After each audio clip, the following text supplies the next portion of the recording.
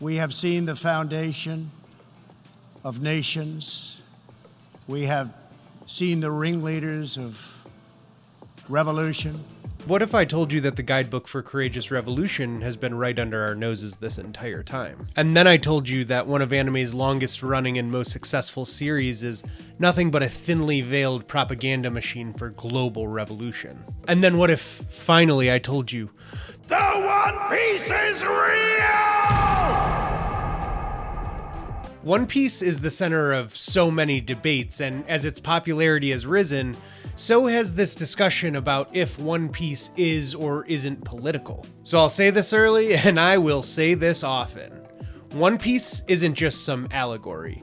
It is directly and overtly political. From queer representation to direct references to historical events, Oda has never shied away from political topics. There's no question that the show deals with political themes that relate directly to the real world. But does that mean that Oda is picking sides on real-world politics? And that brings me to the question that I have, the question I hope to answer in this video, which is, if there is a political message in One Piece, what is it?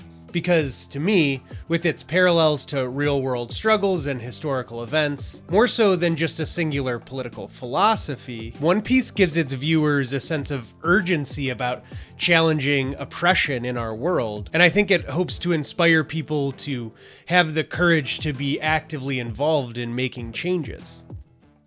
History and culture, so important. And when you peel back the rind of the devil fruit that is One Piece, it's clear that this isn't just the goofy pirate show that it was billed as. This is a series that's explicitly political, with direct references to real things that happen in the real world. And if the obvious political messages and story beats don't hit you over the head, Oda himself connects the dots between his series and historical events in some of his SBS sections. Somewhat recently, he said that Gray Terminal is a direct reference to Smoky Mountain, a large landfill in the slums of the Philippines, but references to political struggle and the material conditions that people live in because of those struggles started all the way back in the East Blue. And not every story element in One Piece is a direct reference to some major historical event, but Oda does a great job at illustrating the fallout of political situations through character arcs. I'm not going to connect everything that I reference in this video to some historical event. At some point it's just speculation, but there are some pretty clear connections, I think, and I'll put those down below so you can look at them if you're interested. Because super early on in Arlong Park, we see a young girl who's forced into servitude to repay the quote-unquote debt that she has to free her loved ones from being held hostage by a colonizing group. A group led by Arlong, a fishman who spent years as the victim of racism, and then eventually wanted to make his race dominant by force. He wanted to overthrow the group that had oppressed him. Which all tied into the absolutely harrowing Fisher Tiger flashbacks that deepen the understanding of systematic racism and slavery in the One Piece world. And this reference isn't something that's singular to the West's history of slavery and racism. I know for most Americans, that's likely what you thought of. For me, it's exactly what I always thought of when watching One Piece growing up. But the whole, stepping on Otohime's picture to prove that you're anti-human thing is literally lifted straight out of Japan's history of anti-Christian persecution during the Edo period. And then the Alabasta arc features an antagonist who attempts to usurp the ruler of a desert country by using his mercenary organization to foment rebellion, all in hopes of extracting a precious resource from the country. And in one of the most recent arcs, the Straw Hats have to defeat a tyrant who polluted the land he colonized just to make weapons. There's even the nepotism thing with Shanks, where he's coming from a celestial dragon adjacent bloodline, and we'll see what that ends up meaning. And they say, he's a wonderful guy. And he is a wonderful guy. I like him. He just happens to have a very bad arm. And it's not even touching on the incredibly complex and rich relationships this series has with queer and trans representation.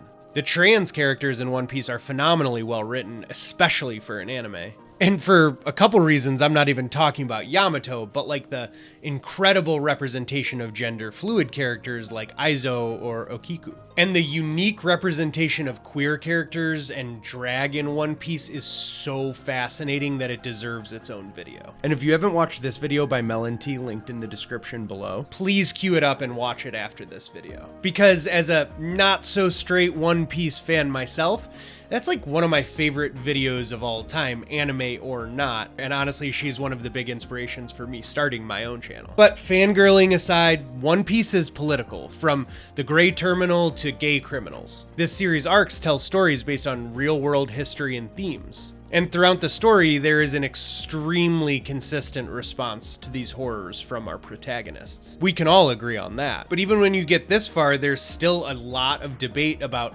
what political philosophy is the foundation of One Piece, with one of the strongest and loudest groups out there being the fans that think that One Piece is promoting a communist ideology. We are turning into a communist country in many ways.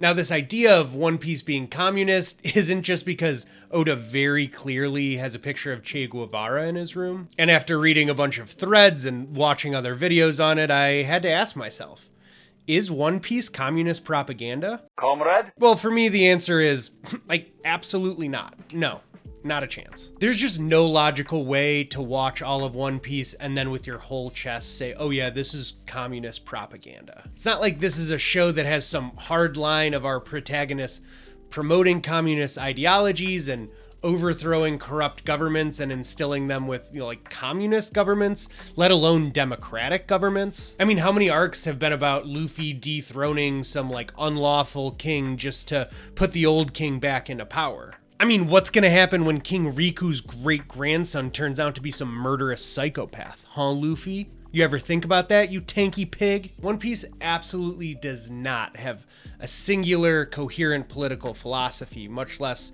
is it pushing communism. But does it carry strong Marxist ideals? Possibly. Possibly, yeah, I think so. And I know that Marxist ideals might have a kind of scary connotation if you're not 100% sure what that means. But the ideals of Marxism and Luffyism aren't too far apart. They're not identical, but like they're in the same ballpark. In a real-world definition, Marxism essentially proposes that the struggle between classes, specifically between those with capital and the workers, defines economic relations in a capitalist economy and will eventually lead to a communist revolution. Honestly, that definition, not so One Piece-y. But this class struggle element is something that we see again and again in the story of One Piece. Sometimes it's the difference between like the haves and the have-nots in a place like the Goa Kingdom. Sometimes it's the inequality born from the racism against fishmen by humans. And sometimes it's way more direct, like the insane slavery we see enforced by the celestial dragons in Mary Joie. Because what One Piece as a story definitely asserts is the idea that while all people are created equal, typically there are people in power who seek to divide and control us. Class struggle and inequality have always been tools used to divide and control in our real world, and Oda clearly took inspiration from that for One Piece. These themes of unjust rule and the division of the population based on class or race is something that we see in almost every arc of One Piece. And much like in the theories of Karl Marx, ever present in One Piece is the looming specter that class struggle and division will inevitably lead to revolution. This left-wing cultural revolution is designed to overthrow the American Revolution. And this really gets to the heart of it. The philosophy of One Piece is one of revolution. And honestly, I think that this is a reason why the series is so universally adored. Because what it's about is human struggle, not a political cause. By using real-world references of political horrors and class struggles, Oda wrote a story that doesn't deify one political philosophy as the correct path. Instead, One Piece is a story that's meant to shake people out of their complacent stupor and showcase the urgency that we all have to be willing to stand against against oppression. I mean, one of the main forces for good in this show are literally called the Revolutionary Army, and their whole thing is that they topple unjust regimes and fight the world government. We don't learn that they want to instill a democracy or some type of communist economic system, but just that they want revolution. And it's right there in the name. Like, if you didn't pick it up, what were you even watching? Were you watching Fairy Tail again, dude? Come on. One of the most iconic and badass scenes in this entire series is literally the protagonist declaring war on the world government and burning down their flag right in front of their face. And honestly, it's so good. It's so fucking tough. Like, I've watched it 100 times and it still gives me goosebumps every time. And this philosophy of One Piece has bled out of the anime world and inspired people to stand for their own freedom across the real world. And even if you don't endorse these individual struggles, you can't deny that there's a spirit of revolution that's inextricably linked to the core of what One Piece is, and there's a reason why we all see ourselves in the Straw Hats. They may be doing that on purpose. Let's find out if they're friend or foe, and if they're foe, let's take care of those son of a bitches. Look at that. And you know, someone could argue that One Piece doesn't go far enough to make a cogent argument about politics, because Oda never holds his viewers' hands saying there's a correct way for society to operate and my protagonist is going to show you what it is. Yes, there are strong moral themes, but the morality of One Piece never becomes systemized in a way that it becomes a driving force for Luffy and his crew. Because full disclosure, I got a degree in history in university, and some of the best, most engaging classes that I ever took were about the history of revolution or the struggle for freedom in the global south. And even more than that, these themes are actually really closely tied to my family's history. And I think that this philosophy of revolution is fundamental to understanding who we are as a species and what the direction of our society will look like. And so to me, the brilliance of One Piece and its philosophy, and a big reason for why it's regarded so well across the globe, is because it touches on something fundamentally human that we rarely see in mainstream media. And it's not this usual political commentary garbage that we get. Like, you know, the horse race stuff, the one that's like, we have the best political system, or the other people are wrong, or you should vote Republican or Democrat. One Piece's philosophy looks beyond the nature of political systems, and it tells us that the only way to create change in the world is to force the world to change. To stand up for what we believe in, and to stand up for the people that we love, and to be actively involved in creating meaningful change to our world. What One Piece is a guide on having the courage to change the world. I'll see you on the Grand Line.